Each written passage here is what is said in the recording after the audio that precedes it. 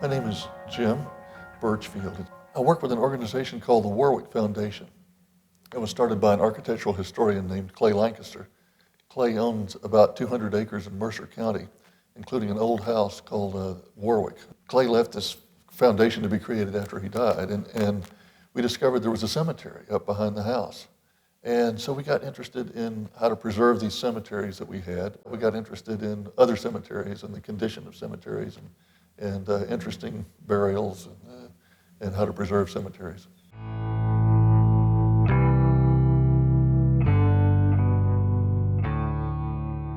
Originally, there were a lot of cemeteries. The Presbyterian Church had a cemetery. The Baptist Church had a cemetery. There was a Jewish cemetery, and there's still a Catholic cemetery. And in the middle of the 19th century, in the 1850s, there was a move towards landscape cemeteries and the idea of the cemetery as a park. And many of the rural cemeteries tended to be neglected and not well taken care of. And so Lexington was very progressive in being one of the early cities to establish a garden cemetery.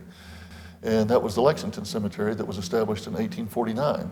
There are no fences allowed, the grass is mowed, they have specimen trees, they have flowering plants, and it's well maintained, and you don't have cows stepping on the stones and breaking them, and if trees, if limbs fall, they get cleaned up right away. So when that happened, many of the rural cemeteries were transported to the Lexington Cemetery. There are still some rural cemeteries and cemeteries that are neglected in Lexington and surrounding counties. There was a great house on Nicholasville Road. It was called Allegan Hall. It was, if you were going out Nicholasville Road towards Nicholasville and you passed Southland Drive, just a little bit beyond that, there's a big apartment house, and that's where Allegan Hall stood. And there was a cemetery there. It's still there. There's a tremendous greenery and shrubbery over this section just in front of the apartment house. And there's a dry stone fence around this parcel there. And if you step over the fence, you'll find the cemetery in there. It's hidden away. It's been vandalized from time to time, but there's still fragments of the stones in there. It's a cemetery that was not moved. It just stayed there. It's not uncommon to find Lexingtonians, as I say, people from the 3rd Street Cemetery who get moved to the Lexington Cemetery. The Breckenridge family lived at a farm called Cabell's Dale, and they had a rather large cemetery there. When the Lexington Cemetery was formed, they dug up all the graves there and brought them into town. They documented the disinterment of this family as they brought them into Lexington. There was an early businessman who came to Lexington, and he came here from Philadelphia. A very cultured fellow. And he had known Constantine Rafinesque in Philadelphia. Rafinesque was European. He was a brilliant guy and a naturalist.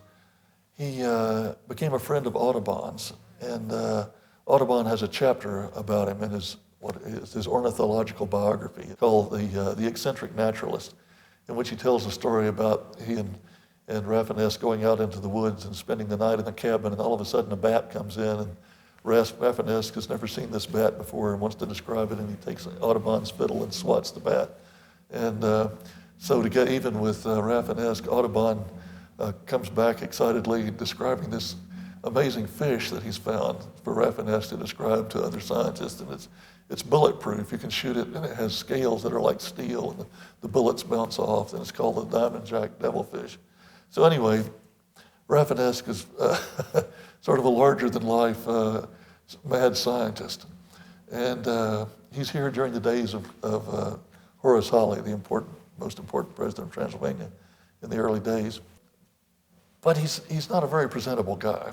And there are people who don't like him, and he eventually gets tossed off the faculty of Transylvania, and he leaves and goes back to Philadelphia, and he places a curse on Transylvania. He continues to write in Philadelphia, but eventually he dies, and he's buried in the city cemetery in Philadelphia. That's in the 1820s. And in the 1920s, some people from Transylvania, friends of Transylvania, decided it would be a great thing to bring back the body of Rafinesque and bury him at Transylvania. So they send up to Philadelphia, and they have these bones dug up, and they designed this crypt under the steps at Transylvania. And under there is this monument, sacred to the memory of Constantine Samuel Rafinesque, the great botanist. What they later discover is that they keep using the same grave in this Philadelphia cemetery. That there's only so much space, and they have to keep burying people on top of people. And the person that they dug up was really a woman named Mary Passamore. And so they have the wrong body under the steps at Transylvania University that they're calling Rafinesque. So anyway, that's part of the curse, I suppose, was that they would make a mistake in bringing him back, and he stayed in Philadelphia after all.